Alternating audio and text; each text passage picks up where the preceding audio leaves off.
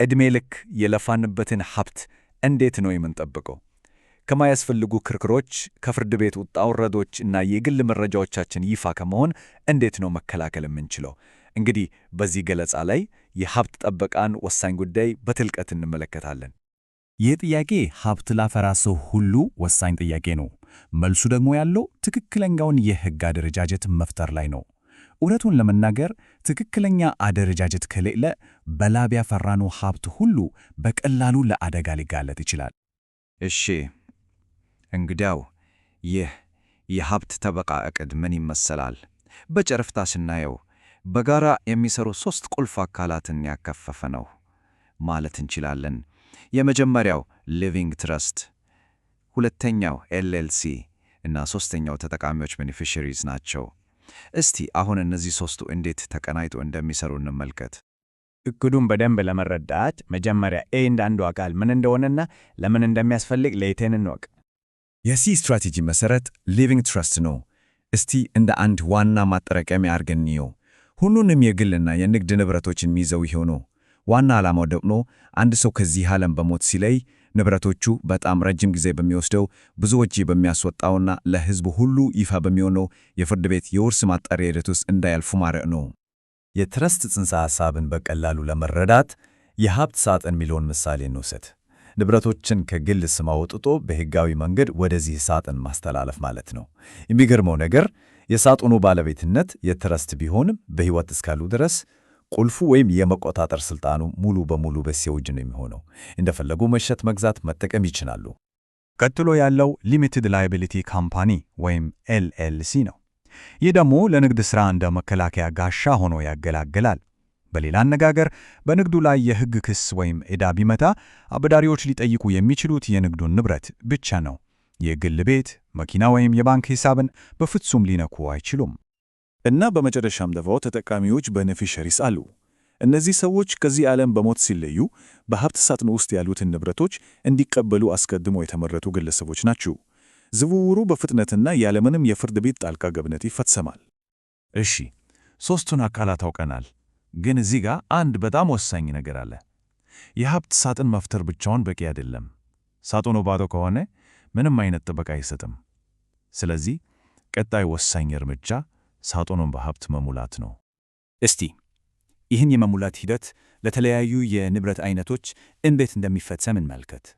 በባንክ ያለን ገንዘብ ወደ ትረስት ለማስገባት የትረስት ሰርቲፊኬት ይዞ ወደ ባንክ በመሄድ የሂሳቡን ስም መቀየር ያስፈልጋል። ይህ ማለት የባንክ ሂሳቡ ከግል ስም ወጥቶ የትረስት ንብረት ይሆናል ማለት ነው። ቀላል ሊመስል ይችላል፣ ግን ገንዘብ ጥበቃ እንዲያገኝ በጣም ወሳኝ እርምጃ ነው። እንደ የቤት ዕቃዎች፣ ጌጣጌጦች ወይም የሥነ ጥበብ ሥራዎች ላሉ በመንግሥት የማይመዘገቡ ንብረቶች ምን ይደረጋል? ለእነዚህ ደግሞ የንብረት ምደባ አሳይንመንት ኦፍ ፐርሰናል ፕሮፐርቲ የተባለ ቀላል የግል ሰነድ ይዘጋጃል። ይህ ሰነድ እነዚህ ሁሉ ተጨባጭ ንብረቶች አሁን የትረስት አካል መሆናቸውን በሕጋዊ መንገድ ያረጋግጣል። የማይንቀሳቀስ ንብረት ለምሳሌ ቤት ወይም መሬት ዋጋው ሀብታማ ስለሆነ ሂደቱ የተለየ ጥንቃቄ ይፈልጋል። የባለቤትነት ስሙን ከግለሰብ ወደ ትረስት ለመቀየር በካውንቲው የመዝገብ ቤት ቢሮ አዲስ የባለቤትነት ማስተላለፊያ ሰነድ ዲድ ማስመዝገብ ግድ ያስፈልጋል። እሺ፣ አሁን የሀብት ሳጥናችንን ሞልተናል። ንብረቶቹ ጥበቃ አግኝተዋል። ሥራው ግን እዚህ ላይ አያበቃም። አጠቃላይ መዋቅሩ በተለይ ደግሞ ኤልኤልሲው ሕጋዊ ተገዥነቱን ኮምፕላያንስ ጠብቆ መቀጠሉን ማረጋገጥ አለብን። ይህ የባለቤትነት መረጃ ወይም ቢኦአይ ሪፖርት ማድረግን ይጀምራል። በአዲስ ሕግ መሠረት ኤልኤልሲዎች የኮምፓኒያው እውነተኛ ባለቤቶች እነማን እንደሆኑ ለመንግሥት ሪፖርት ማድረግ አለባቸው። ሪፖርቱ የሚቀርበው ፊንሰን ለተባለው የመንግሥት መስሪያ ቤት ነው።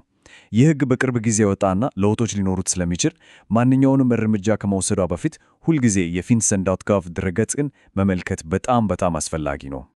እንግዲያው ቁልፍ አካላቱን አይተናል። ንብረቶችን እንዴት እንደምናስገባ ተመልክተናል። እንዲሁም የሕግ ተገዥነትን አስፈላጊነት ተረድተናል። አሁን ሁሉንም አንድ ላይ በማጠቃለል አጠቃላይ የመንገድ ካርታውን እንመልከት። ይህ ሰንጠረዥ አጠቃላይ ሂደቱን በዝርዝር ያሳያል። እዚህ ጋር ልብ ልንለው የሚገባው ነገር የሀብት ጥበቃ ዕቅድ የግል ሰነዶች፣ በባንክ የሚከናወኑ ተግባራትን እና በመንግሥት ቢሮዎች የሚፈጸሙ ምዝገባዎችን ያካተተ የተቀናጀ ሂደት መሆኑን ነው። እናም በመጨረሻ አጠቃላይ ሂደቱ በዚህ ቀላል ባለ 4 ደረጃ የመንገድ ካርታ ሊጠቃለል ይችላል።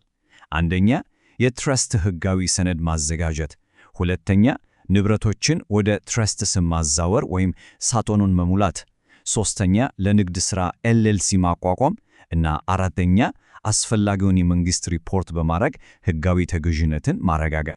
ስለዚህ የሀብት ጥበቃ ዕቅድ መገንባት ስለ ሕጋዊ ሰነዶች ብቻ አይደለም።